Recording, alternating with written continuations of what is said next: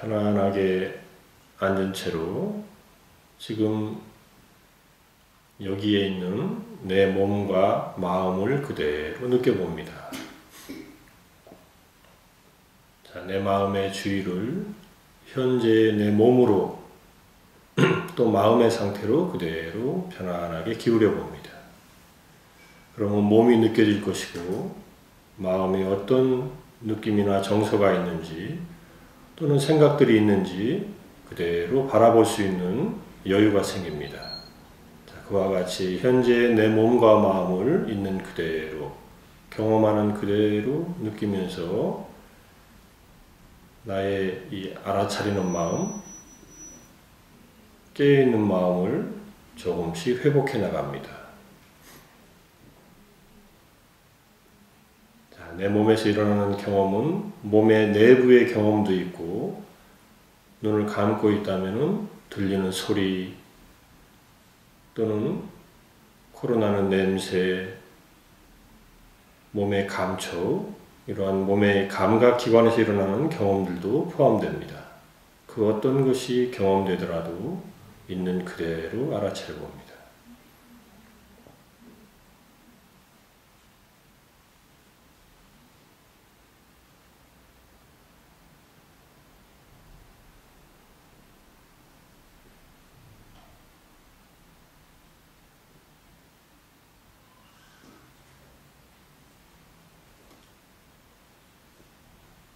자, 호흡에 주의를 기울이셔서 자, 숨을 들이마시고 내쉴 때에 코끝에 공기가 스칠 때에 피부의 감각이나 또는 숨을 들이마실 때 불러오고 숨을 내쉴 때 꺼지는 복부의 움직임이나 둘 중에 한 곳에 더 분명하게 지각되는 곳에 주의를 기울여서 호흡에 따른 내 몸의 경험을 그대로 또 한 1분 정도 알아차려 보겠습니다.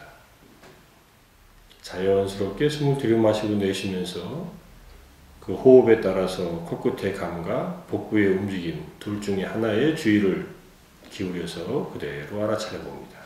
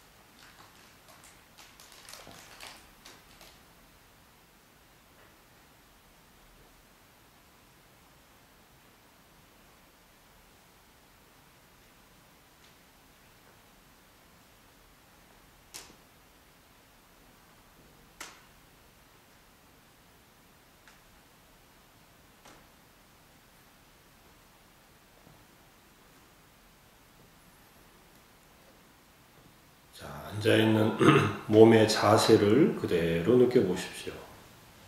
자, 이 자리에 이렇게 방석 위에 앉아있는 내 몸의 자세를, 허리를 바르게 펴고 있는 앉아있는 그 자세를 그대로 느껴봅니다.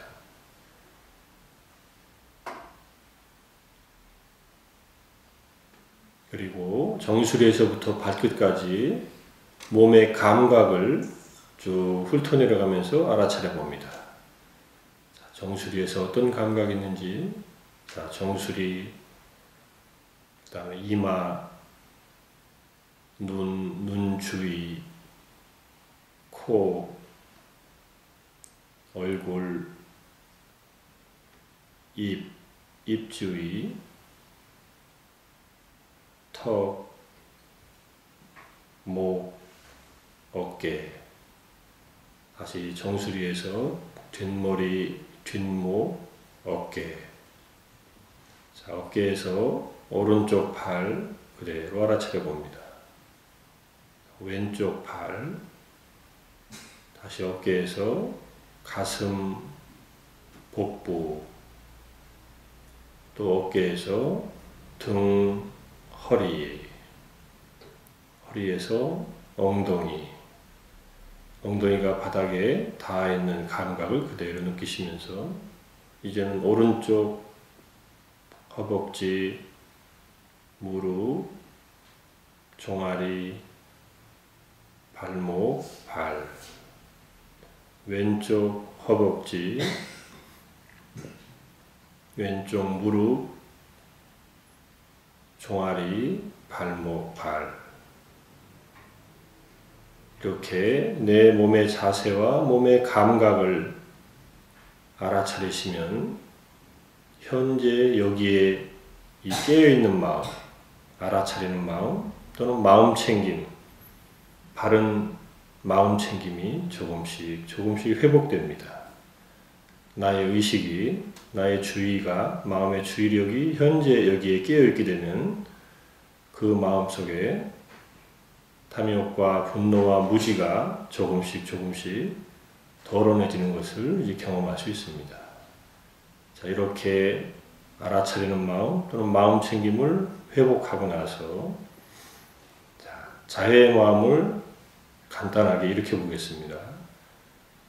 자, 제일 먼저 내 자신의 행복과 평화를 바라는 마음을 마음속으로 간절하게 함께 일으켜 보겠습니다.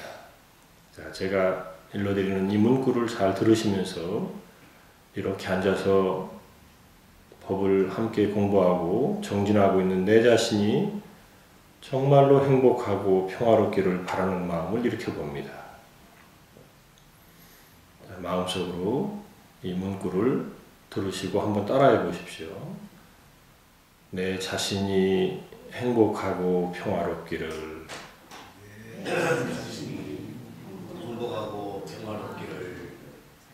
내 자신이 진정으로 행복하고 평화롭기를 바랍니다. 내 자신이 진정으로 행복하고 평화롭기를 바랍니다.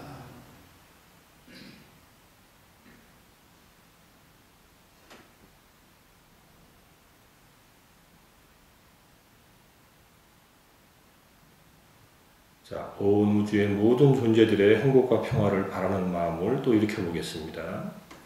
자, 모든 존재들이 행복하고 평화롭기를, 모든 존재들이 행복하고 평화롭기를, 모든 존재들이 진정으로 행복하고 평화롭기를 바랍니다.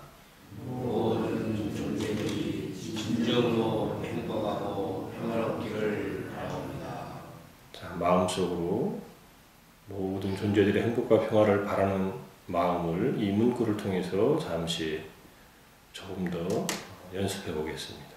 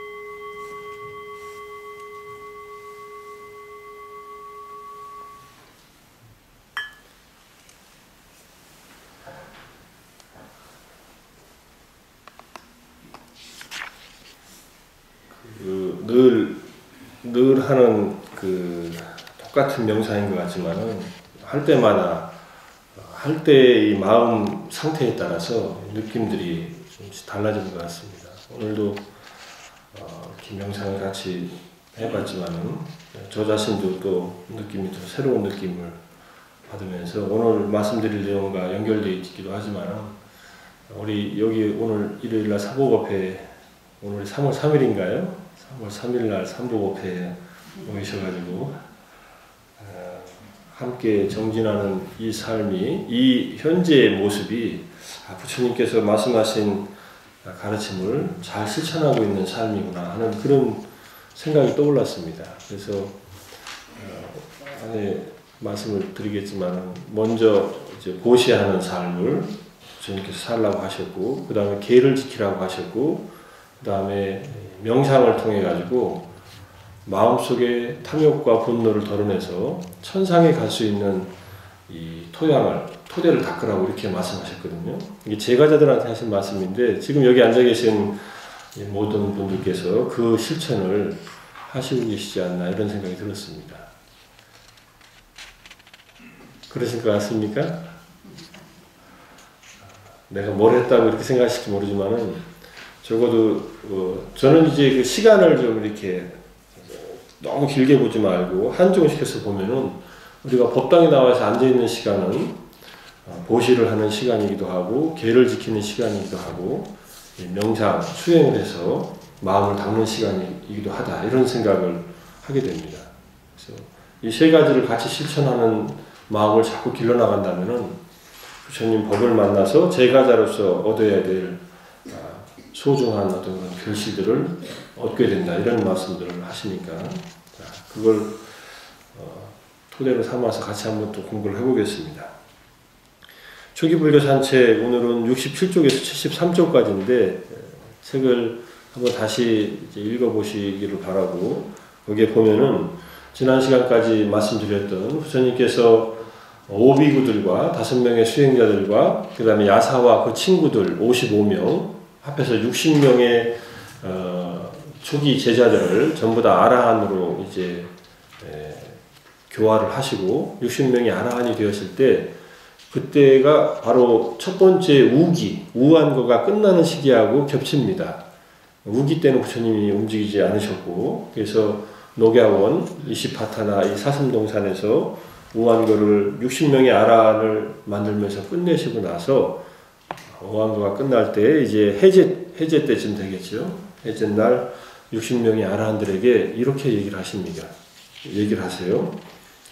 전도 선언이라고 하는 유명한 글입니다. 한번 읽어보겠습니다. 비구들이여, 나는 인간계와 천상계의 모든 결박에서 해방되었다. 그대들도 역시 인간계와 천상계의 모든 결박으로부터 해방되었다. 비구들이여, 이제 나아가 많은 사람들의 유익과 행복을 위해 이 세상에 대한 자비심으로 천신들과 인간들의 이익과 행복을 위해 편력하라. 두 사람이 한 방향으로 함께 가지 말라. 그래서 시작도 좋고 중간도 좋고 끝도 좋은 이 법을, 의미와 표현을 부족한 이 가르침을 설하라. 청정한 삶, 완전하고 순결한 이 성스러운 삶을 드러내라. 세상에는 더러움에 의해 눈이 그다지 때묻지 않은 사람들도 있나니 이 법을 듣지 못하면 바른 길을 벗어나 타락하고 말 것이다. 그 중엔 법을 들으면 법을 이해할 수 있는 사람들도 있을 것이다. 나는 법을 설하기 위하여 우루웰라의 세나 마을로 갈 것이다. 이게 짧은 글이지만은 이 말씀 속에는 굉장히 많은 그 의미 있는 내용들이 담겨 있습니다. 그래서 오늘은 그 의미를 먼저 좀 살펴보고 나서 이제 공부를 또 할까 합니다. 제일 먼저 이제 부처님께서 법을 펼치는 이유와 목적을 먼저 보시면은 자신의 궁극적인 삶의 목적을 이룬 성자, 아라한이 해야 할 일은 남을 돕는 일입니다. 남에게 대접받는 일이 아니라. 대접은 자연스럽게 받게 되어 있고 먼저 남을 도와주는 일을 한다. 이거는 부처님께서 깨닫고 나서 이제 세상 사람들을 위해서 법을 설해야겠다 하신 그 설법의 결심하고도 딱 연결됩니다. 부처님 생애를 쭉 이렇게 훑어보면은 자꾸 이 되새겨 보면은 부처님의 삶 자체를 스스로가 깨달으신 길 자체를 확인하시고 제자들한테도 그 삶의 길을 권하시는 것을 볼 수 있습니다. 그래서 큰 스님이 되고 또는 아라한이 되고 성자가 되면은 그 다음에 할 일은 세상 사람들을 위해서 법으로서 돕는 일이다. 이렇게 이해할 수 있습니다. 그런데 거기에 제가 신중하게라고 하는 말을 써놨습니다. 신중하게라는 말이 아무에게나 법을 아무 때나 설하지 않습니다. 이게 법에 대해서 인색해서가 아니라 법을 들을 준비가 되어 있는 사람들에게 법을 설하십니다.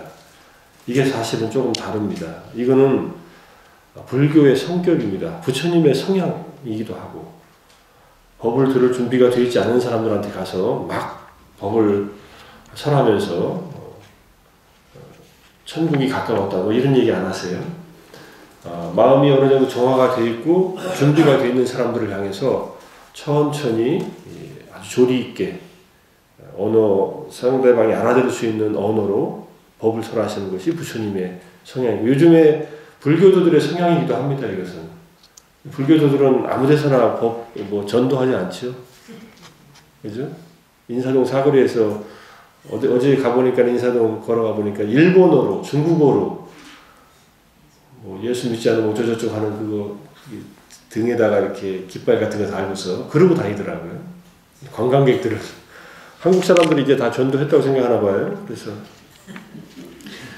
그걸 보면서 이걸 어떻게 받아들여야 되나 하면서 걸었는데, 그렇게 불교는 그런 식으로 전도하지 않는 것이, 불법이 무슨 힘이 약해서가 아니라 불법을 듣고서 실천할 수 있는 사람들의 어떤 그런 상황을 보시면서 하십니다. 부처님은 길거리 다니시면서 막 법을 설하지 않으세요. 길에서는 충분히 사람들을 만나든지 탁발하시든지 하시고, 돌아오셔서 또는 어느 자리에 앉으셔가지고 준비가 딱 되면은 그 자리에서 법을 설하시기 시작합니다. 그래서 이것도 아마 불교의 중요한 성격 중에 하나라고 이해를 하셔도 좋을 것 같습니다. 그래서 이 아라한들께서 이렇게 신중하게 법을 설하는 일을 하셨다. 그리고 아무에게나 설하지 않았다는 것도 번뇌가 적어서 법을 들으면 궁극적인 행복을 얻을 수 있는 그러한 기본적인 자질이 되어 있는 사람. 이거는 조금 엘리트주의 같죠.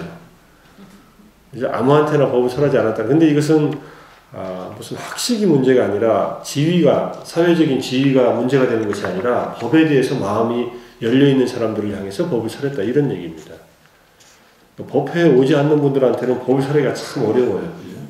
녹음해가지고 녹음 테이프는 보내줄 수 있습니다. 듣고 안 듣고는 본인의 선택이기 때문에, 그래서 같이 법을 나누는 기회를 갖는다는 것도 이게 보통 인연이 사실 아닙니다. 여기 계신 분들은 다 번뇌가 적어서 법을 들으면 궁극의 행복을 얻을 수 있는 그러한 자질이 있는 분들이라고 스스로 생각하시죠? 그래서 인간계와 천상계의 결박을 끊기 위한 법을 설하는 겁니다. 아주 메시지가 아주 명확합니다. 인간계와 천상계의 모든 결박에서 벗어났다. 나도 그대들도, 이런 뜻입니다. 이 결박을 우리가 풀어야 될 숙제입니다. 우리는 이 결박에 묶여 있습니다. 결박이 좀 많아요. 근데 10가지 정도 됩니다. 그거를 욕망의 세계의 중생을 묶으면은 5가지 결박, 오하분결. 이제 하분이라고 하는 말은 욕망의 세계, 욕계를 말하고, 욕계에 우리를 붙들어매는 5가지 번뇌가 있고, 그 다음에 오상분결. 상분이라는 것은 색계, 무색계를 말합니다. 우리 인간보다 훨씬 뛰어난 복과 어떤 선정, 명상을 해가지고 색계, 무색계에 태어난 그런 중생들이 묶여있는 번뇌. 이걸 잘 이해하면은 내가 해야 할 숙제가 뭔가, 부처님께서 우리에게 해야 할 일이 무엇인가라는 것을 이해할 수가 있습니다.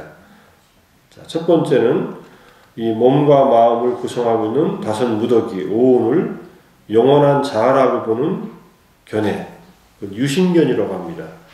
근데 이 견해는 너무나 우리에게 강하게 우리를 얽어매고 있어가지고 우리 몸을 나라고 생각하고 살고 있지 않습니까? 그죠? 눈, 코, 입, 혀, 안입이 설신이가 다 나라고 생각하고 살아요.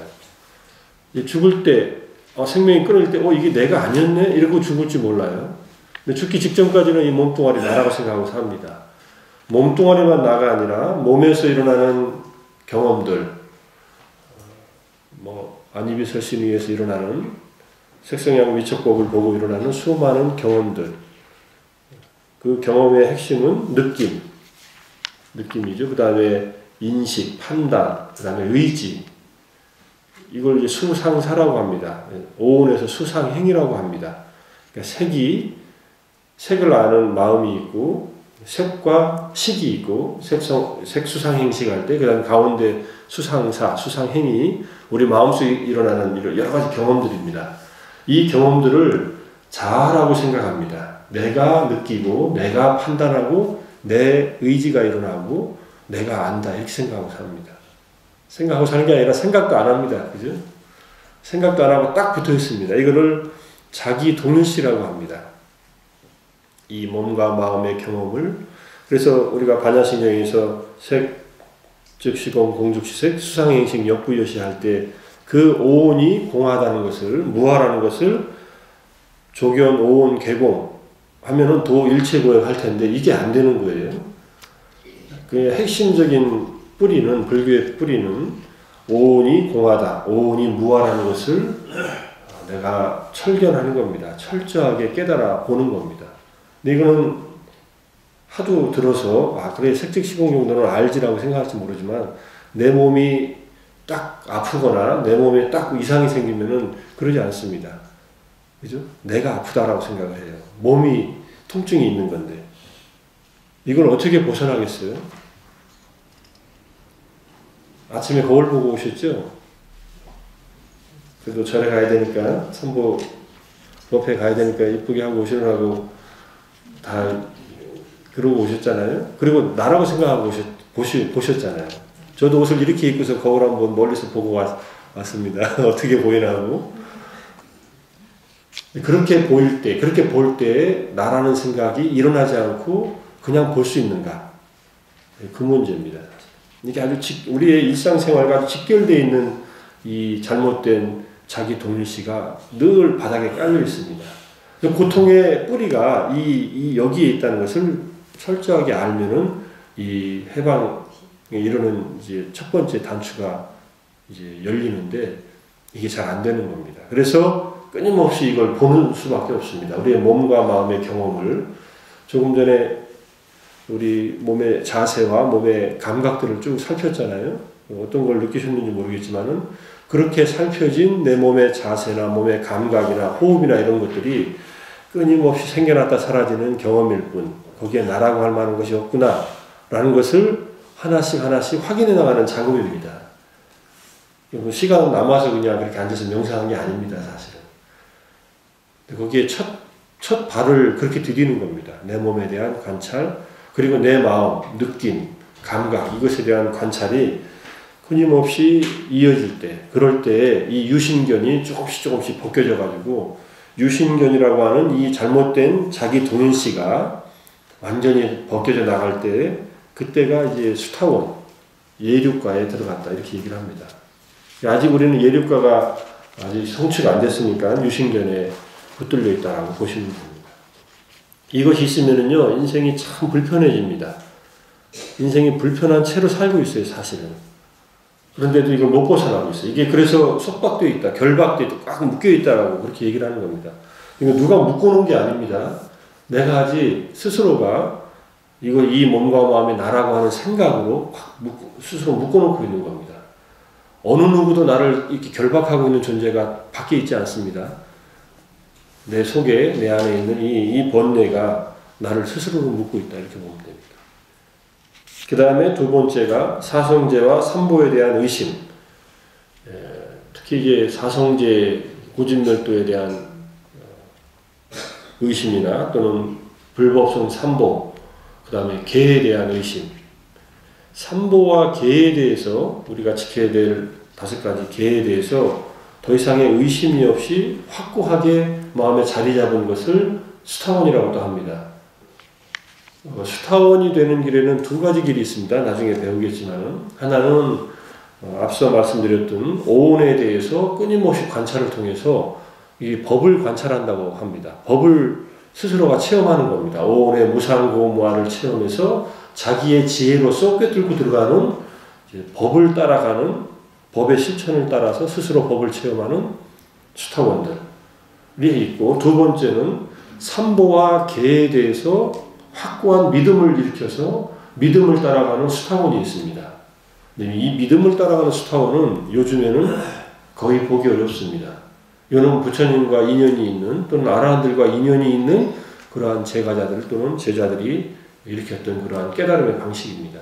그러니까 부처님 초기 경전을 보다 보면 부처님을 뵙자마자 그냥 수타원이 되는 분들이 숱하게 많았습니다. 상당히 많았어요. 어떤 궁녀들 500명은 부처님을 딱 처음 보는 자리에서 처음에 법문 듣고 바로 믿음이 일어나서 그 자리에서 500명이 아주 집단으로 수타원이 됩니다. 수많은 사람들이 그렇게 수타원을 깔아놓는데 이분들은 믿음을 통해서 마음이 정화되는, 믿음을 통해서 마음이 정화되면 바로 그냥 첫 번째 성자의 계열에 올라갑니다.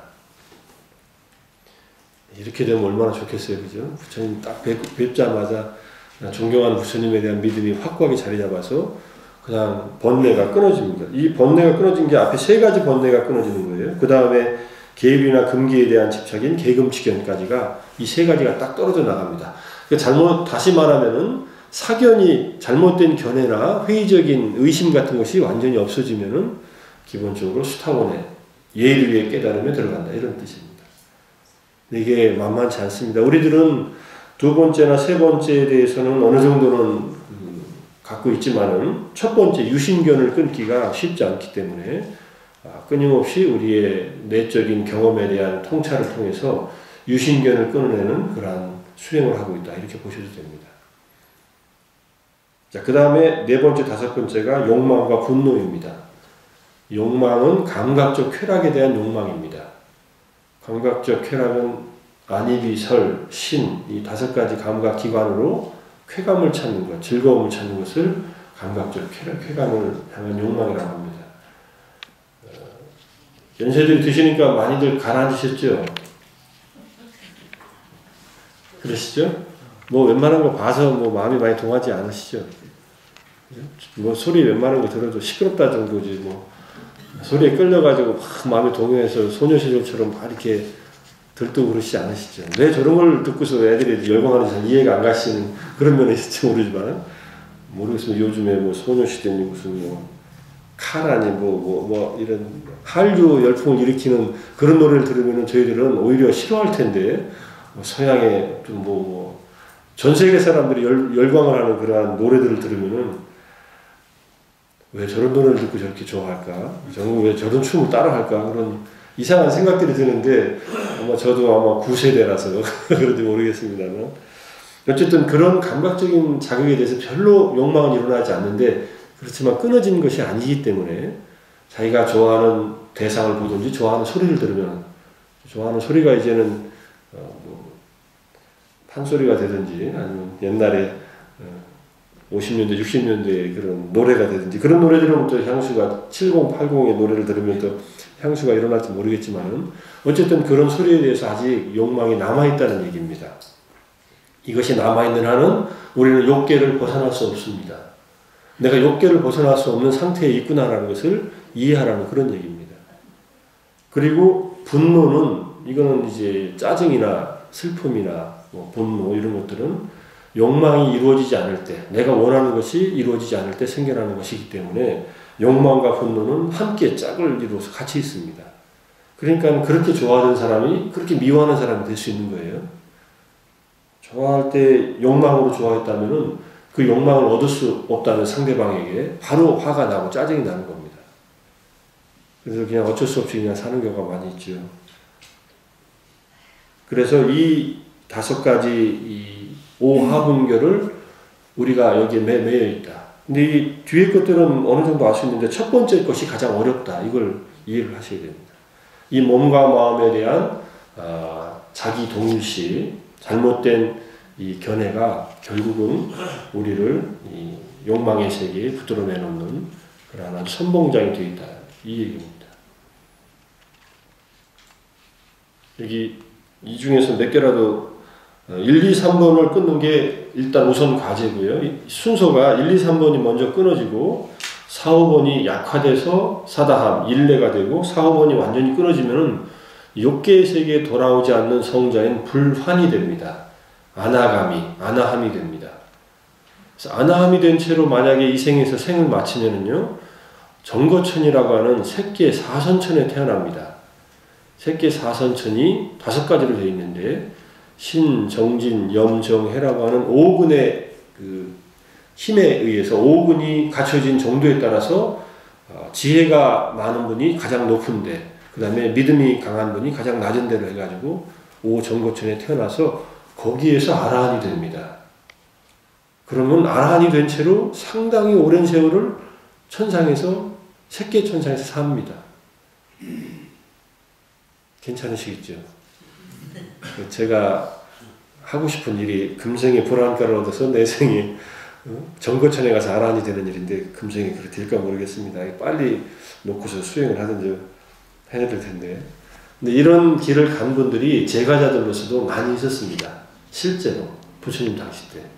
부처님 당시 때 제가자들이 했다면은 금생에 제가 제가자로 이렇게 살면서도 얼마든지 할 수 있겠다. 이런 생각이 들어서 그런 생각을 종종 해보는데, 그렇다면 빨리 이게 끊어야 될 것이 많은데, 그죠? 그래서 우리가 하는 수행은 여기 이걸로 보면은 아주 간단한 원리입니다. 첫 번째, 두 번째, 세 번째를 끊기 위해서 부지런히 명상을 합니다. 특히 위파사나 명상 자체의 그 타겟은 유신견을 끊는 데 있습니다. 그리고 수행을 하면은요, 절에 이렇게 계속 그래도 이렇게 나오시는 분들은 여기 절에 오시니까는 좋으셔서 나오시잖아요. 늘 말씀드리지만 절에 왔는데 매일 짜증나. 절에 올 때마다 기분 나빠져요. 그러면 그 다음부터 딱 안 나옵니다. 근데 여기 나오시는 분들은 나와서 같이 신행 활동을 하시고 이 삼보법회라는 독특한 공간에서 함께 뭔가 마음의 위로를 받고 마음이 편해지시고 주님 앞에 같이 정진하는 그런 삶 속에서 뭔가 나아지기 때문에 나오시는 거 아니겠어요? 그게 점점점 이 잘못된 이 번뇌들을 약화시켜 나가는 그런 작업이라는 그런 얘기입니다. 이걸 점점 더 강도 있게 해나가실 필요가 있는데, 그것이 바로 수행이고, 여기 나와서 하는 그 번뇌를 내려놓는 작업이 끊임없는 자기 성찰의 이 정진들이 유신견을 내려놓는 일이다.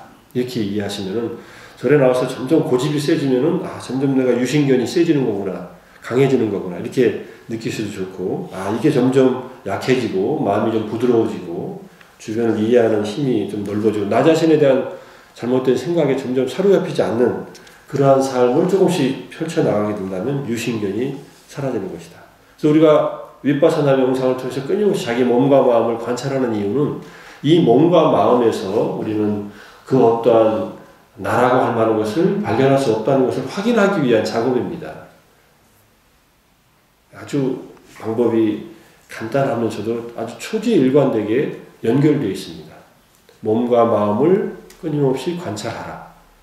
관찰해서 이 몸과 마음에서 경험되는 모든 현상들은 결국은 나라고 할 만한 것이 없다는 것을 알고서 어떻게 해요? 내려놓으라는 거예요.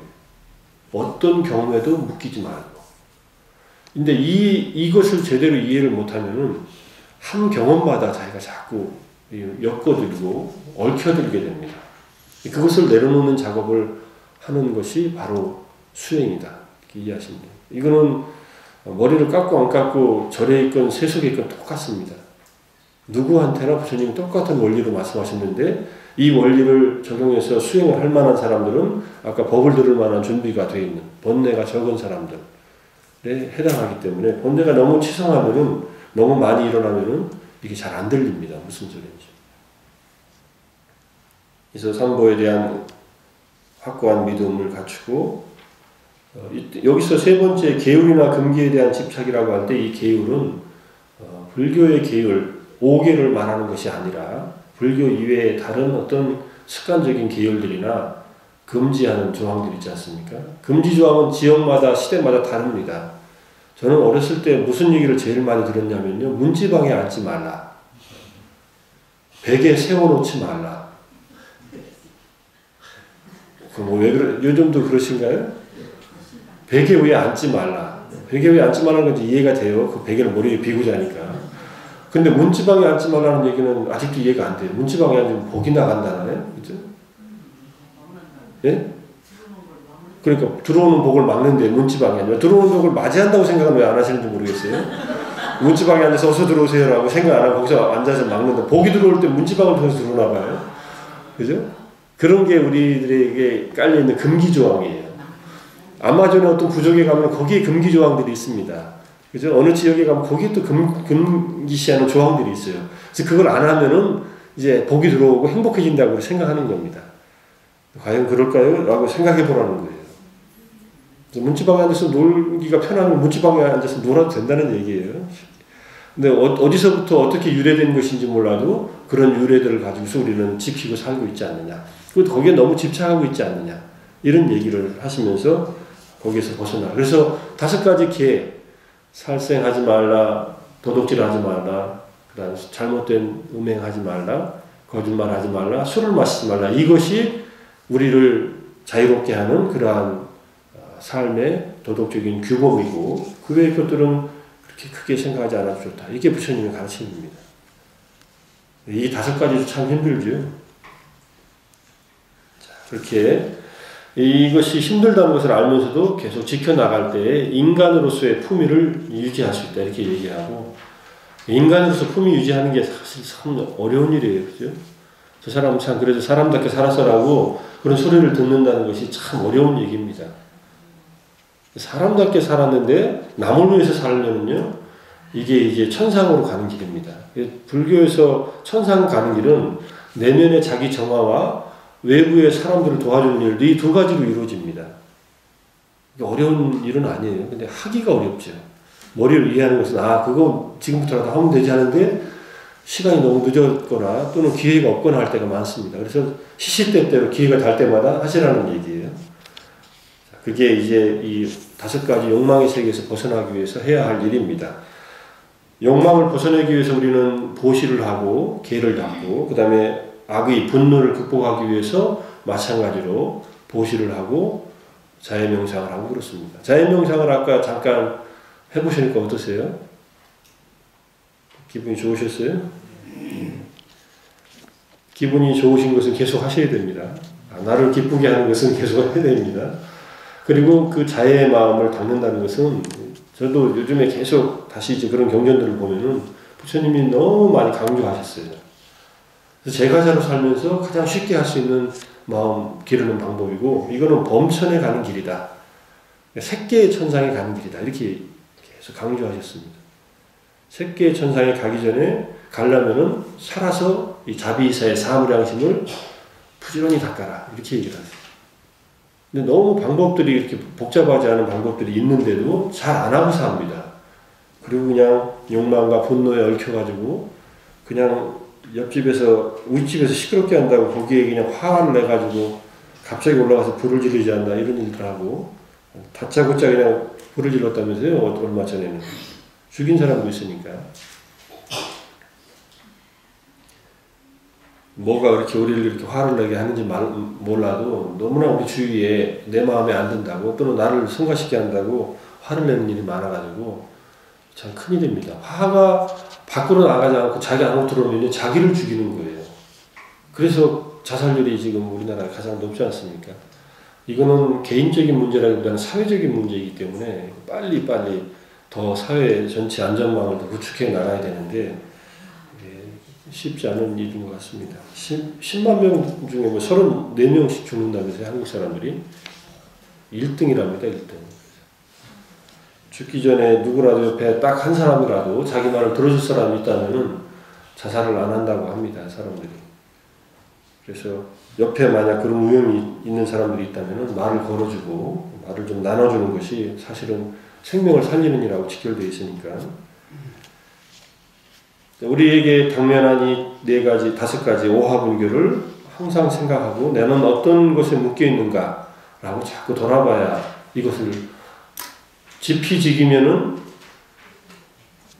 백전불패라고 했습니까? 백전백승이라고 했습니까? 근데 백전백승이 아니라면서요? 백전불태라고 했다면서요? 위태롭지 않다. 저도 그게 손자병법에 그렇게 나온답니다. 백전백승이 아니라 적을 알고 나를 아는데 난 힘이 약해요. 적은 힘이 강해요. 싸우면 이깁니까? 죽지요. 그럼 어떻게 돼요? 도망가니까는 위태롭지 않은 거예요. 이순신 장군의 전법이에요. 적을 알았는데 적이 너무 강해요. 그럼 안 싸웁니다. 싸워서 이쪽에 다 죽게 만들 수는 없잖아요. 원균의 전법이에요. 원균은 무조건 싸우고 보는 거예요. 그러니까 한꺼번에 다 죽었죠, 그때. 그래서 백전불태예요. 그래서 이 적들을 잘 알고 내 현재 자기 자신의 상태를 잘 알면은 이것이 나타났을 때 위태롭지 않게 대응할 수 있다는 얘기입니다. 번뇌는 다 이기지 못합니다. 우리가 끊어내지 않는 이상. 다 이겨내려고 애를 쓰면요, 번뇌가 더 강하게 올라옵니다. 사실은. 그래서 우리의 의지만으로 되지 않을 때도 있습니다. 의지는 있어야 되지만. 그래서 천천히 이해하면서 휘말려들지 않도록 천천히. 이게 불교 수행할 때, 이제 불법을 알고 닦아나갈 때 우리가 가슴이 좀 답답해지는 경우가 있는 것은 뭐냐면은 내가 지금 할 수 없는 일을 하라고 하는 것 같을 때 답답해져요. 나는 그만큼 준비가 안 됐는데. 그래서 이 유신견을 끊어라 이런 얘기들은 나에게는 한참 뒤에 일어날 일일지도 모릅니다. 그렇지만은 이것이 내가 해결해야 될 변례라는 것을 일단 이해를 하고 있어야 돼요. 적이 내 안에 있구나 하는 것을 이해를 해야 그 적들이 나타날 때 덜 위태롭게 맞이할 수 있고, 있다가 가더라도 속지 않고 빨리 이렇게 보낼 수 있는 그런 힘이 생기는데, 안 그러면은 적인지 아군인지 모르고 삽니다, 사실은. 그죠? 적이 밖에 있다라고 생각하는데 사실은 적은 내 안에 있는 적들이 훨씬 더 강하고 이겨내기 어려운 적들이 많다는 것을 이해할 때 또 적이 나타났구나 라고 딱 경고장이 울리면은 화가 확 날 때 또 적이 나타났구나 이렇게라도 이해하면은 화에 그만 휘둘리지 않는 힘이 조금씩은 더 생기지 않느냐 이런 얘기입니다. 그래서 위태롭지 않게 적에 대해서 잘 파악하고 있을 것 이런 얘기고요. 그 다음에 아직은 까마득하지만은 우리들한테도 생길 수 있는 5상분결이 있습니다. 색계에 대한 가래, 무색계에 대한 가래. 이거는 색계의 명상을 경험한 사람, 사선정을 경험하고 무색계의 사정을 경험했을 때 거기에 갈망이 일어나는 상태를 두 가지를 얘기하니까 이거는 선정을 닦지 않는 사람들한테는 해당이 안 됩니다. 명상을 깊이 해가지고 선정 체험을 해야만 그렇게 명상을 해서 경험한 선정 체험이 자기의 갈망의 대상, 가래의 대상이 될 때 이 두 가지, 6번째와 7번째는 유애하고 연결되어 있습니다. 유애는 나중에 이제 괴로움의 원인에 대해서 공부하실 때 배우겠지만은 요괴, 욕망에 대한 갈망과 그 다음에 감각적 욕망을 갈망하는 것, 그것이 이제 4번째라고 한다면은 유애, 행복한 이 명상 상태를 지속하고자 하는 것. 이런 측면에서 잘못 종교의 부정적인 측면을 보면은 종교는 아편이라고 하는 말도 맞습니다. 이 측면을 얘기하면 막스가 얘기한 그건 이제 잘못된 종교 양식이겠지만은 종교 같은 것, 종교 행위를 아편과 같이 그래서 일요일날 잠깐 교회 가거나 절에 갔다 오면 잠시 아편 맞은 것처럼 약초가 일주일간 아편을 맞은 거예요. 그래서 살다가 또 불편해지면 또 절에 오고 또 절에 오고 이러는 거예요. 근데 이게 아편이라는 것은 맞는데 아편도 여러 가지 종류가 있습니다. 밖에서 맞는 이 중독 마약 물질은요 내 신경계를 뇌란시킵니다. 그래서 그 물질을 다시 투여하지 않으면은 점점점 내 신경계가 자율신경 자체가 파괴되는데 아편 물질 중에서 내 뇌에서 자동적으로 생기는 게 있습니다. 그거는 나에게 해롭지 않습니다. 그러니까는 그것이 명상을 통해서 생기는 아편 물질들이에요. 그래서 명상을 하면은 마음이 안정되고 좋아지시잖아요. 내 스스로 내 안에 있는 정화시키는 내 안의 고통을 해결하는 그런 물질들이 분비가 되는 겁니다. 그것을 자주 분비시키는 사람은 자기가 스스로가 안정시키는 방법을 알고 있는 거예요. 근데 그걸 너무 많이 분비시키다 보니까 거기에 이제 집착하는 거예요. 이걸 이제 영어로 말하면요, spiritual addiction이라는 말을 씁니다. 영적인 중독 상태라고. 이 중독에 걸리면요, 이제 가정일 다 팽개치고 어디로 들어갑니다. 재산 싸가지고 들어오라는 대로. 요즘에 그런 사람들 주변에 없으셨어요? 있는 경우가. 삼부법회 다 짐 정리하고 들어오신 분은 안 계시니까 이게 아주 근데 그 지금 밖에서 일어나는 수련 어떤 전통에서는 그런 사람들 꽤 있습니다. 계룡산에 가면 꽤 있고요. 아마 주위에 잘못 빠져든 분들은 그런 분들이 있을 거예요. 그럼 앉아가지고 명상하면서 그게 이제 인생의 이제 궁극적인 목적이라고 생각하고 모든 것을 다 팽개치고 그렇게 앉아있는 사람들이 있습니다. 이게 색계와 무색계에 대한 이 가래하고 연결되어 있는 그런 심리 상태입니다. 그래서 이거 조심해야 되고요. 색계와 무색계를 얻지 말라는 게 아닙니다. 여기에 빠지지 말라는 얘기예요. 그래서 명상을 통해서 행복해지는 것은 좋다 이거예요. 근데 그 행복을 집착하지 말라. 행복은 그냥 구경하고 지나가라 이런 얘기예요. 이걸 잘 이해를 하셔야 돼요. 수행하면 행복해지는데 어떻게 합니까? 행복해야죠. 절에 오면 편안하고 행복해집니다. 그러니까 절에 와야죠. 근데 그 편안하고 행복한 것을 계속 집착하면은 이 6번째, 7번째 가래에 빠지게 되는 것과 같다. 행복은 경험하되 내려놔라. 내려놓으면 행복이 안 올 것 같지만요, 더 많이 옵니다, 사실은. 더 많이 와도 나를 이제 붙들지 않아요. 이게 결박이 안 되는 행복이 되버려요. 그렇게 행복을 경험하라는 얘기예요. 가정생활의 행복도 마찬가지인 것 같아요. 가정생활의 행복도 행복하죠? 더 얻으려고 하고 더 얻으려고 하다가 거기에 묶여버려요. 나중에 속박이 돼버려요. 그러지 말고 행복한 것은 행복한 대로 경험하고 내려놓을 줄 아는 그런 여유를 가져라 이런 얘기입니다. 이게 6번째, 7번째에 우리가 경험하는 고차원적인 정신 상태에서 경험하는 것들을 내려놓을 때 내려놔야만 된다는 그런 얘기입니다. 근데 이것은 쉽지 않습니다. 부처님 당시 때 부처님의 첫 번째 스승이었던 알라라깔라마, 우따까라마푸타라는 두 스승도 이 7번째 무색기에 대한 가래에 딱 붙들려가지고 그 상태로 그냥 만족하고 있었던 겁니다. 이 선정을 깊이 닦은 사람들이 또는 정진을 깊이 한 분들이 거기에 붙들려 있다면 내가 여기 붙들려 있구나 라고 하는 것을 자각해야 된다 이런 얘기입니다. 어떤 정진이라도 마찬가지입니다. 그러면은 그것이 나의 속박이 되지 않는다. 이거는 선행도 마찬가지예요. 내가 보시를 하거나 남을 위해서 뭘 했다고 할 때 내가 했구나 하는 의식이 남아있어서 그걸 자기를 번거롭게 하게 두지 말라는 얘기예요. 근데 그게 번거롭게 합니다. 우리가 중생이기 때문에. 나 절에 30년 나왔는데 이제 20년 나온 사람이 나한테 자리 양보 안 해주네. 이런 생각을 하게 되면 이게 자기가 절에 30년 나왔다는 게 자기를 속박하고 있는 것이에요. 그래 절에 좀 저 사람은 신참이라서 잘 모르니까 앞에 앉게 하지 뭐 이렇게 생각하시면 편할 텐데 그런 것들과도 연결되어 있습니다. 자기가 한 행위, 좋은 행위에 묶이는 것도 하나의 속박이 된다. 그러니까 이걸 내려놓고 간다는 것은 그것 다음에 더 많은 경치들, 좋은 내적인 경험들이 있다는 것을 이해할 때만 가능해집니다. 그 다음 8번째 아만심이 있습니다. 아만심은 나다라는 생각입니다. 난데 이런 생각은 이건 잘 끊어지지 않습니다. 우리들의 아만심은 지극히 일본 유신견과 아만심이 다른 점은 유신견은 강한 아주 강력한 자기 동일시고 아만심은 조금 느슨한 약한 자기 동일시입니다. 그러니까 유신견이 끊어져도 아만심이 남아있다는 말은 오온에 대해서 영원한 자아, 영혼과 같은 것을 결부시켜서 생각하는 이 잘못된 사견은 끊어졌어도 아만심이라고 하는 것을 놓기에는 아직은 부족하다. 아만심은 여전히 남아있다. 그래서 아만심은 아라한이 돼서야 끊어집니다.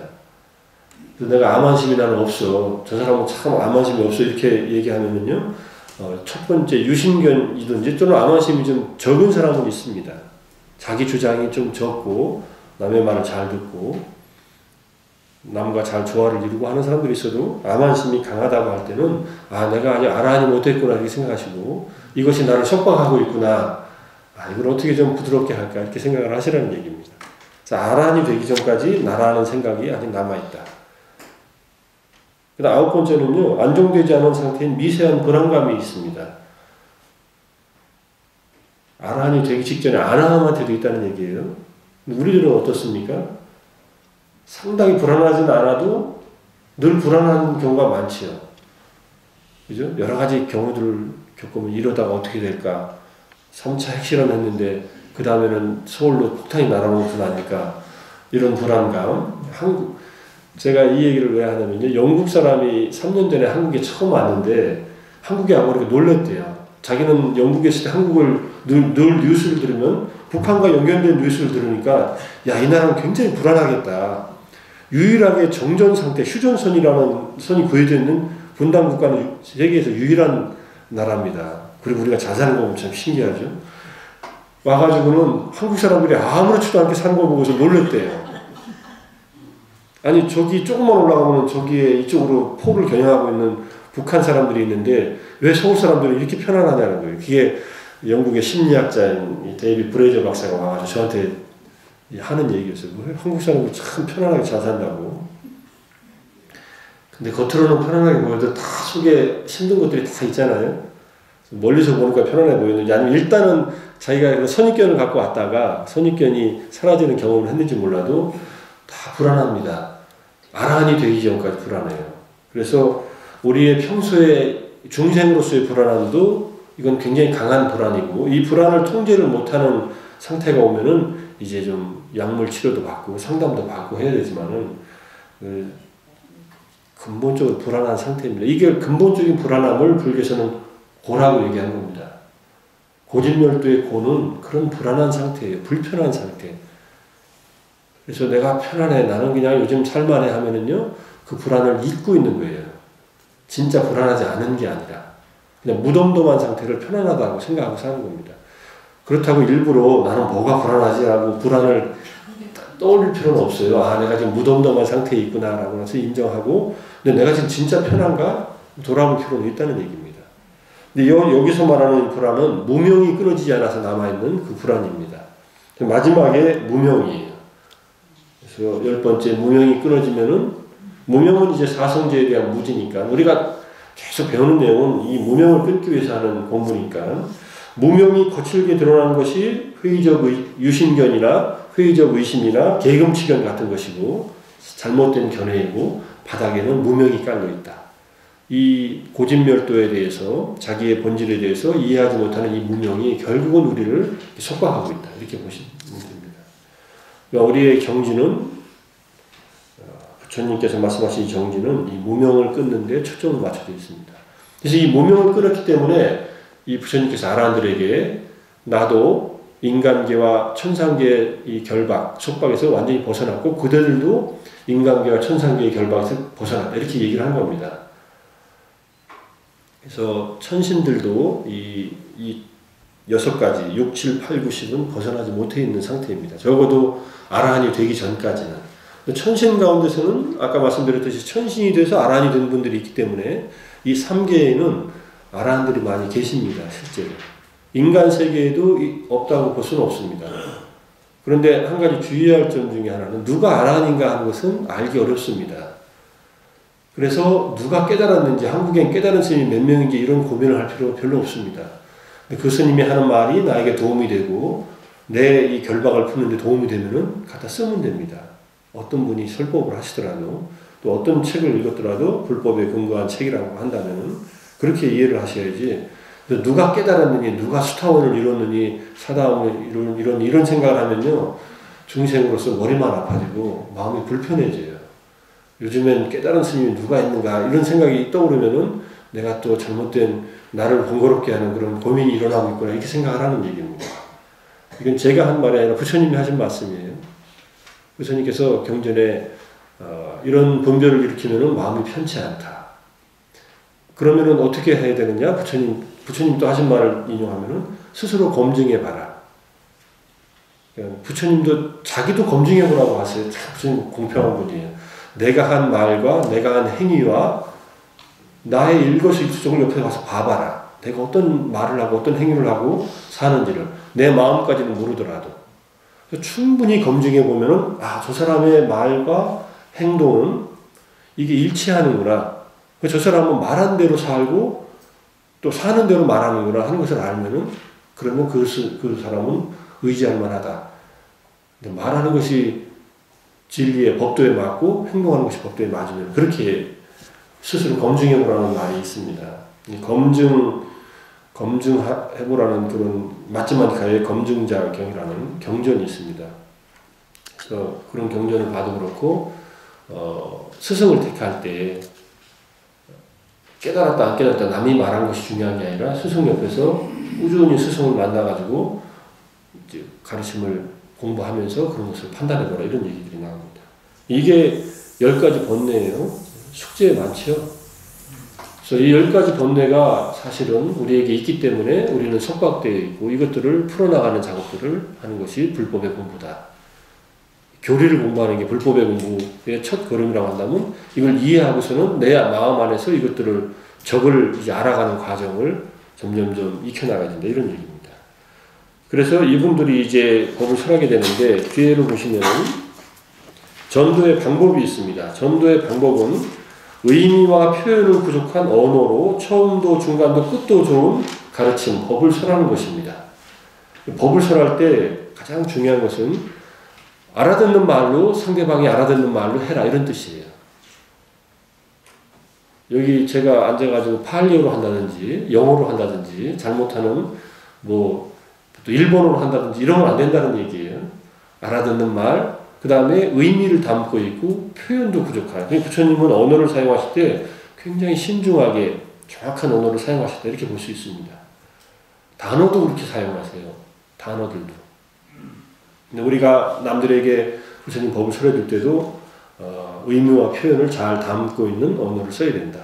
언어는 혼자가 사용하는 것이 아닙니다. 그죠? 언어는 처음부터 공적인 겁니다. 그래서 사적인 언어는 존재하지 않는다. 혼자서 중얼거리고 자기 혼자 알아듣고 자기 혼자 글을 쓰는 말은 안 해도 돼요. 그죠? 그런 말을 뭐하러 해요? 혼자서 그냥. 그래서 언어는 처음부터 공적이기 때문에 이게 상대방에게 전달되지 않는 언어를 쓰는 것은 별로 효과적이지 않다. 이런 얘기 하시면 생각나는 거 없습니까? 그래서 그냥 법을 설할 때는 알아듣는 언어로 잘 설명을 하고 그 다음 처음도 중간도 끝도 좋은 법을 설하라. 처음도 중간도 끝도 좋다는 말은요. 이거를 주석서에서는 계정해라고 얘기를 하고 있습니다. 처음은 계를 잘 설하고 중간은 명상을 잘 설하고 끝은 지혜를 일으키는 그런 가르침, 법을 설하라 이렇게 얘기를 합니다. 불교는 계정의 실천이고 팔정도의 실천이기 때문에 팔정도 안에 포함되지 않는 불교의 실천법은 없습니다. 내가 닦는 것은 팔정도다.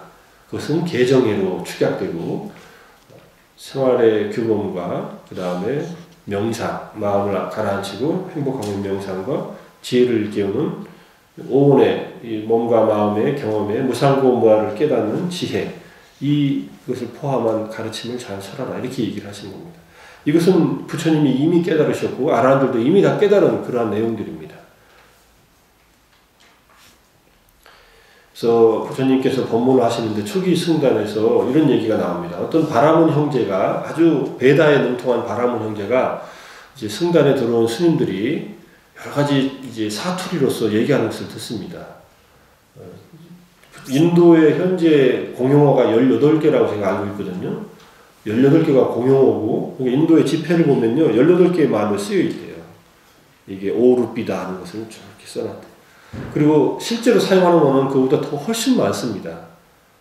그런데 각 지역의 사람들이 이제 승단에 모였어요. 그러면 무슨 말로 얘기하겠어요? 각각의 방언으로 얘기할 거 아니에요? 경상도 사투리 심하게 하면요 이쪽 서쪽에 있는 사람들 못 알아듣습니다. 서울 사람들도 잘 못 알아들어요. 저게 요즘에 개그에서 그런 얘기, 경상도 개그, 전라도 개그 많이 하더라고요. 그 밑에다가 자막을 넣어요. 경상도 개그 할 때는. 서울말로. 그래서 쭉 이렇게 들으면서 이렇게 읽어보니까 대충 알아듣는 말도 있고, 제주도 사투리를 만약에 제주도 사람들끼리 만나서 하는 얘기 들으면은 반도 못 알아듣습니다. 서울 사람들은. 근데 그런 말을 막 하는 거예요. 승단에서. 그러니까는 이 두 바라문 제자가 있다가 부처님의 가르침이, 이 고귀한 가르침이 저 방언으로 인해서 잘 전해지지 않을까 참 걱정이 됩니다. 우리 언어를 통일합시다. 아주 우아한 이 시적인 말로 옛날 조선시대 같았으면 이제 한문을 쓰자는 그런 얘기였겠고 베다의 언어로 통일합시다 이렇게 얘기합니다. 시적인 언어. 그러니까 부처님께서 그럴 필요 없다라고 딱 잘라서 얘기하세요. 왜냐하면 법이라는 것은 듣는 사람이 알아듣게끔 해주는 것이 법이지 말하는 사람 위주로 해서는 안 된다 이런 얘기를 하세요. 굉장히 중요한 말입니다. 그래서 눈높이로 법문을 하라 이 얘기예요.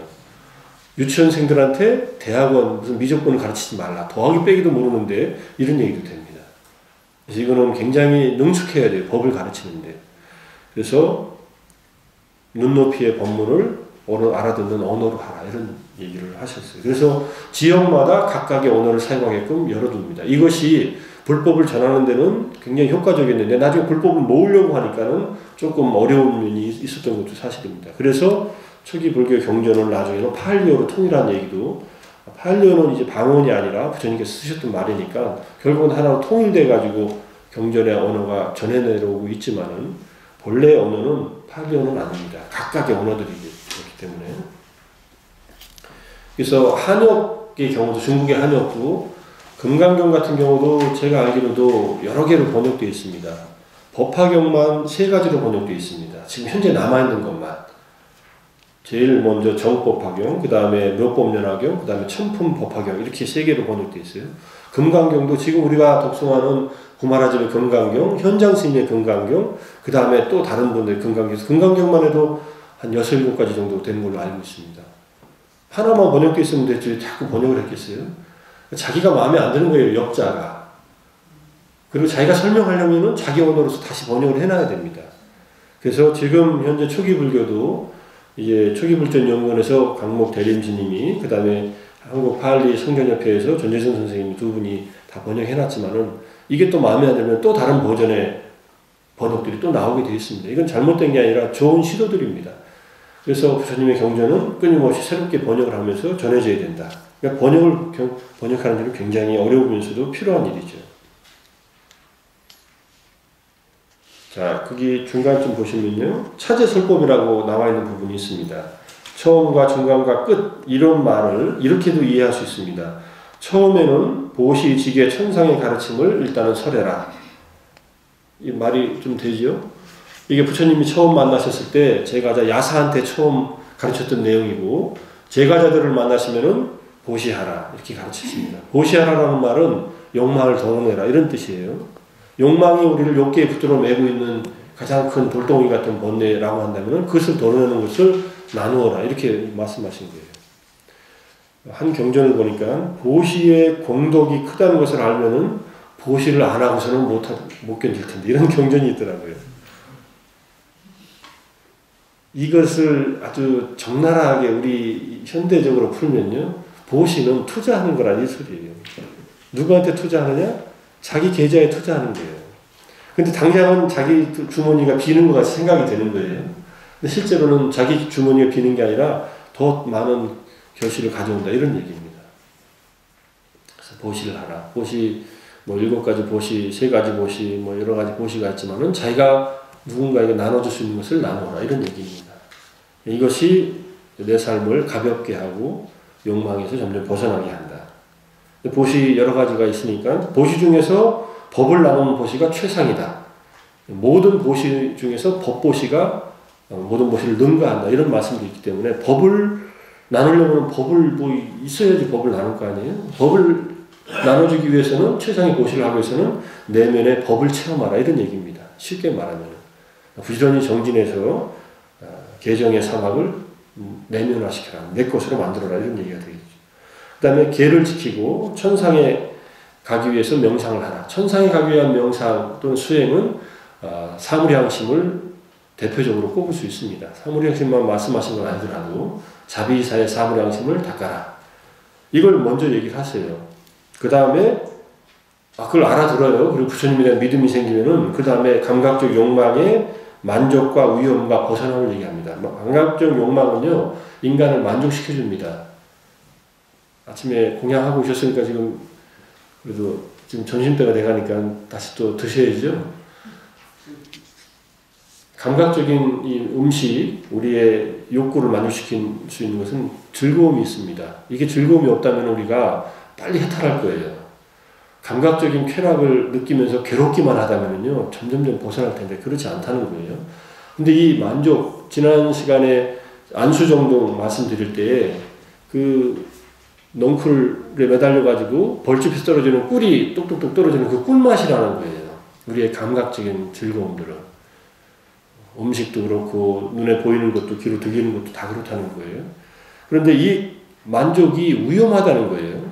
그것은 만족인데 거기엔 굉장한 위험이 도사립니다. 거기에 빠져버리면은 헤어나오지 못한다. 그래서 꿀에 빠져 죽는 개미의 비유 뭐 이런 것들도 말씀드렸지만은 만족, 즐거움이 있지만은 위험이 있기 때문에 벗어나야 된다.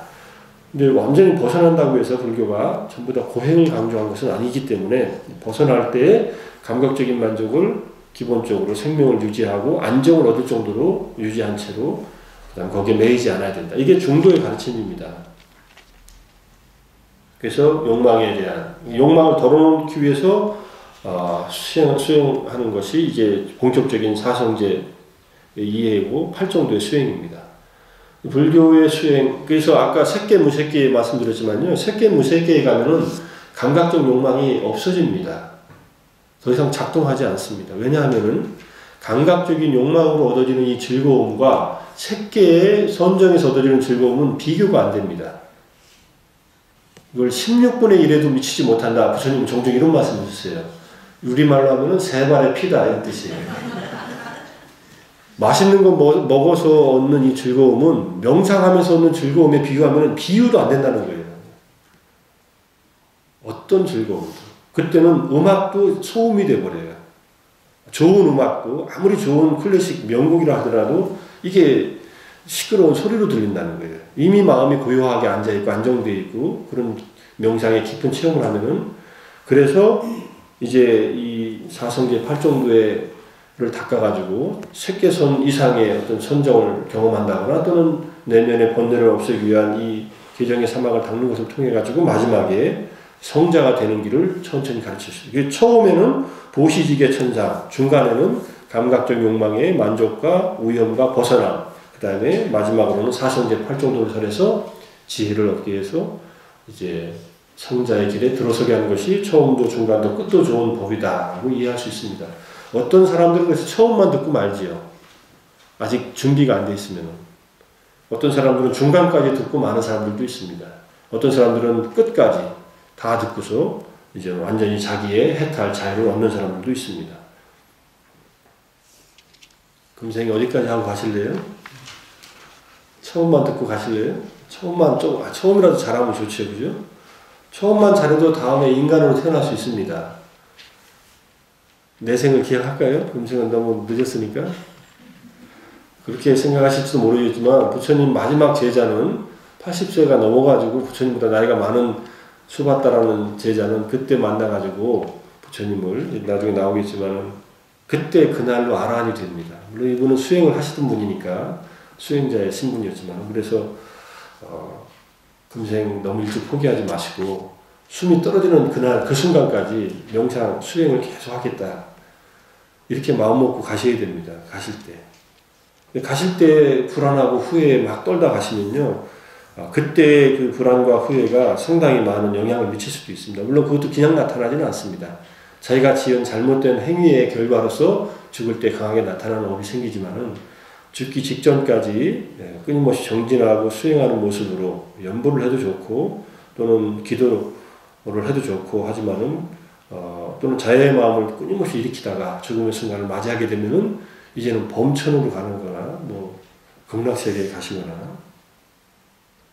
그런 일들이 마지막에 일어나게 되니까 잘 기대하시고 죽기 직전까지 열심히 정진해야 된다. 제가 그 연명치료 중단에 대한 이제 뭐 특별위원회에 들어가서 여러 가지 얘기들을 지금 하는 멤버가 되어 있지만은 무의미한 연명치료라는 말을 요즘에 씁니다. 근데 이 말 쓰지 말자라고. 무의미하다는 말은 좀 너무 가혹하다. 그래서 불필요한 연명치료를 하지 말자. 마지막 순간에 이제 더 이상 몸이 회복할 수 없는 순간이 왔을 때에 심폐소생술을 한다든지 심장이 멈췄어요. 누르면 갈비뼈가 다 부러질 수도 있습니다. 이렇게 콱콱 눌러대면 골다공증 있는 분들은 특히 이 심폐소생술 하다가는 갈비뼈가 부러져서 그 부러진 갈비뼈에 찔려 죽어요, 사실은. 그 다음에 이제 인공호흡 하지 말자. 마지막 가는 순간에는 되지 말자. 근데 이건 굉장히 어려운 결정이기도 합니다. 그래서 돌아가시기 전에 그런 마지막 그런 시술은 하지 않겠다. 나는 편하게 가겠다. 하고 준비를 하고 그런 순간이 오더라도 괜찮다. 근데 막 가래가 막혀갖고 그러면은 이거 돼야 될 때는 되셔야 돼요. 되고서 의식을 유지한 채로 일주일 열흘간 더 사시면서 정진할 수 있을 때는 그렇게 하시라는 얘기예요. 근데 혼미한 상태로 무의식 속에 빠져가지고 중환자실에 하루에 30분 알아보지도 못하는 그런 중환자실에 들어가지고 누워있다가 아주 쓸쓸하게 가지 말자는 그런 얘기입니다, 사실은. 그래서 이런 얘기는 좀 하기가 좀 죄송한 면도 있지만 실제로 우리에게 언제 닥칠지 몰라요. 제가 먼저 그 안에 들어가서 누워있는데 여러분들이 문병 오실지도 모르잖아요. 그래서 그렇게 될 때 의식이 남아있는 채로 마지막을 맞이하는 것이 부처님의 가르침이 뭐 어쩔 수 없이 무의식이 되면 모르지만은 그렇게 마지막을 맞이하면서 깨어있는 채로 죽음을 통찰하면서 죽게 되는 그러한 힘을 갖추라는 얘기예요. 이건 살아있을 때 건강할 때 연습하지 않으면 불가능합니다. 그래서 지금 열심히 정진하시면 그런 힘들이 생길 거라는 그런 얘기입니다.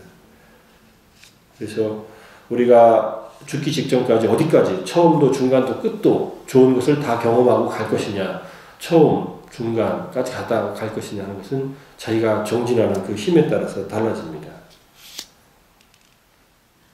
자, 거기까지 말씀을 이제 초전 법륜의 내용을 대충 정리하고요. 여기서 딱 끝나면 좋은데, 그죠? 시간도 다 됐는데. 조금만 더 하고서 준비해온 것까지 마치겠습니다. 준비해온 것 밑에는요, 마가다국으로 부처님께서는 가십니다.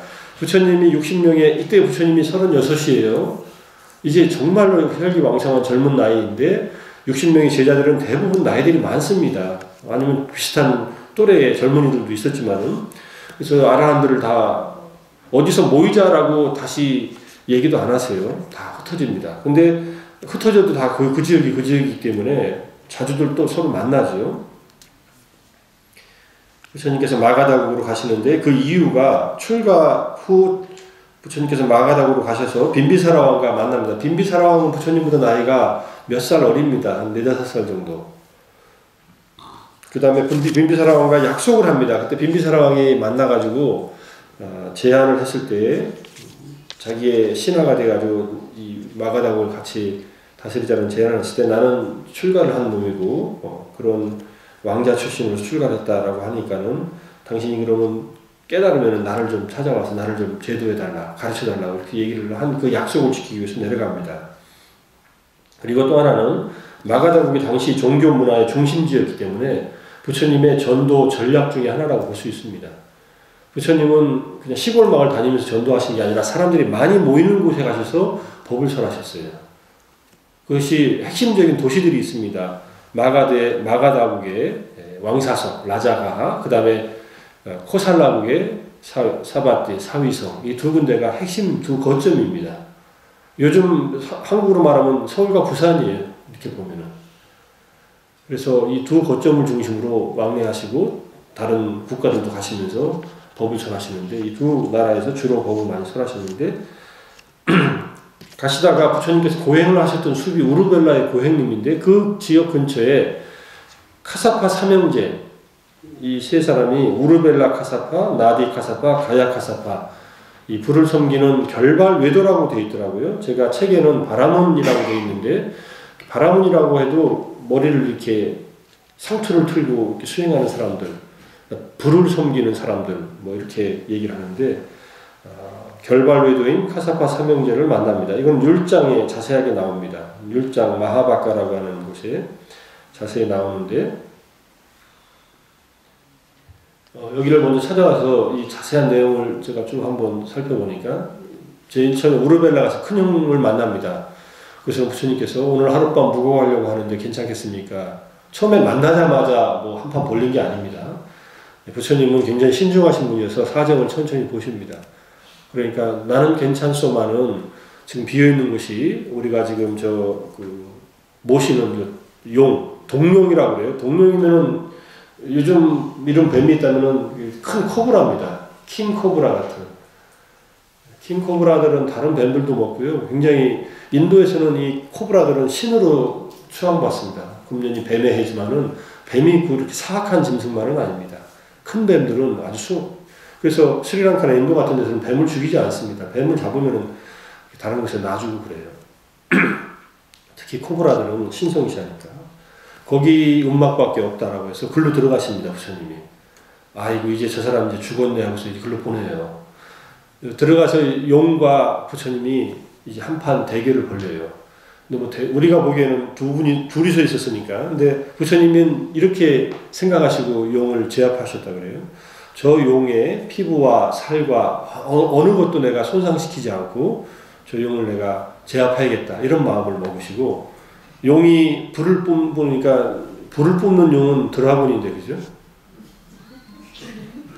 네, 서양의 드라곤, 옛날에 그 공룡들은 이 불을 뿜었다고 진짜 하니까, 불을 뿜고, 그 불을 뿜으니까 부처님도 화강산매에 들어가서 이제 더 강한 불로 맞섭니다.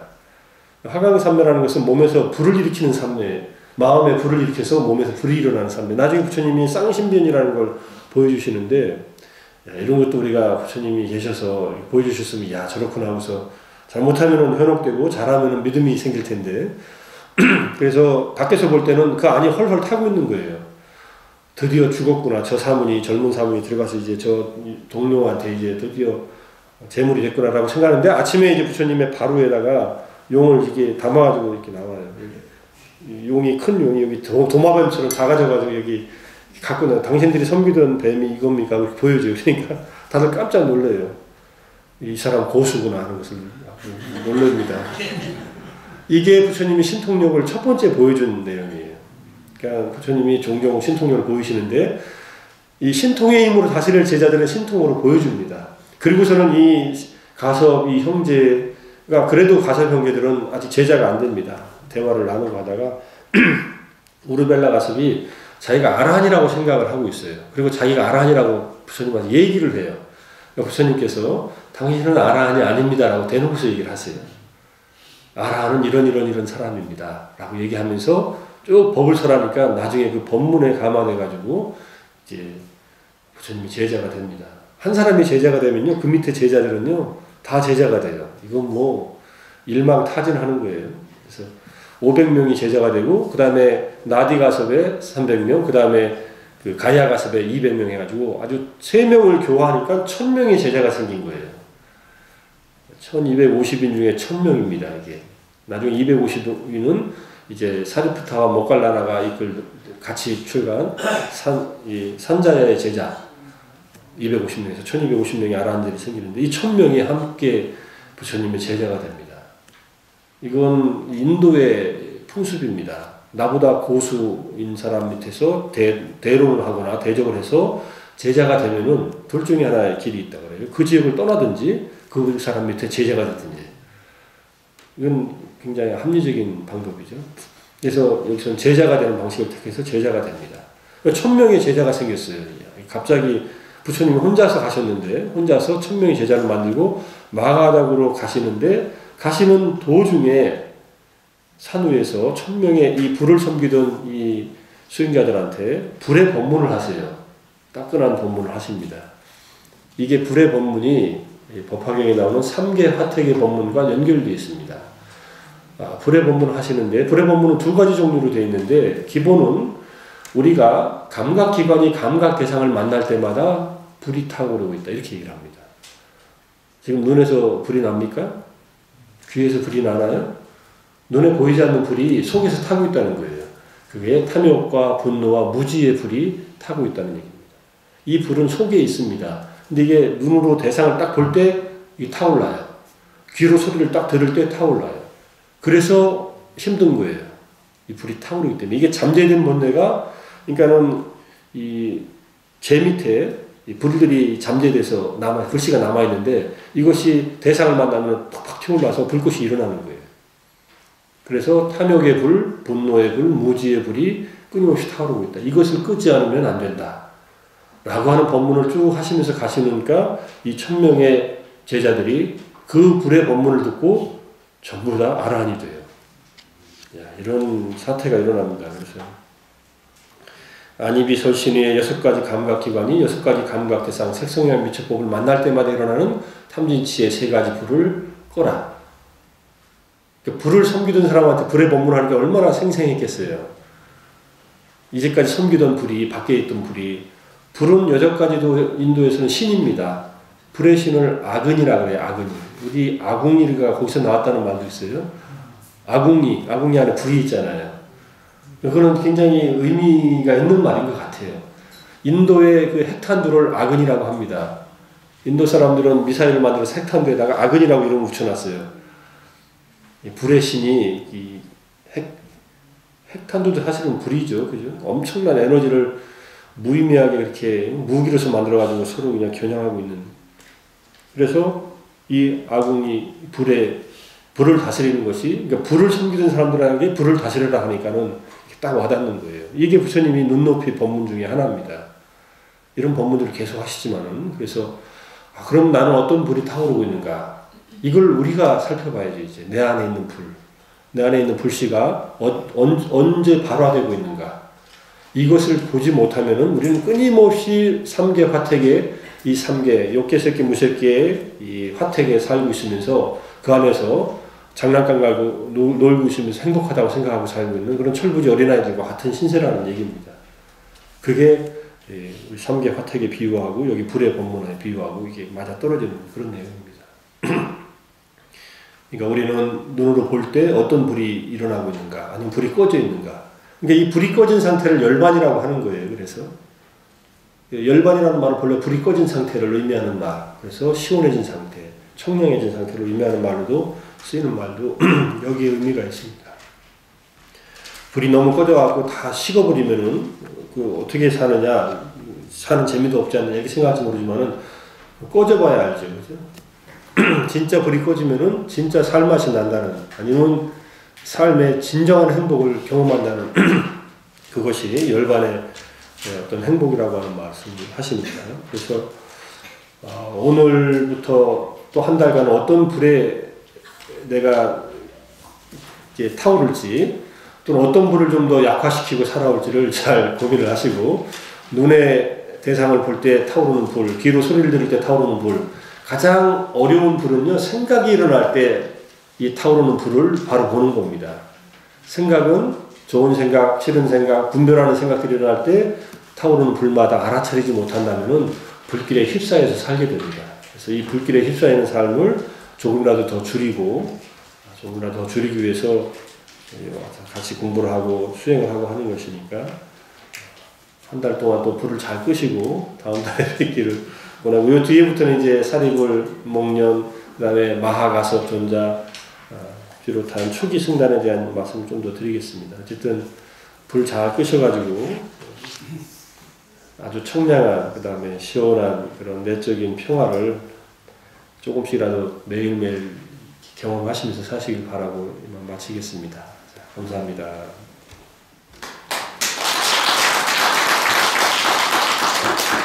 그냥 마칠까요? 너무 시간 많이 지났죠? 네. 감사합니다. 네, 감사합니다.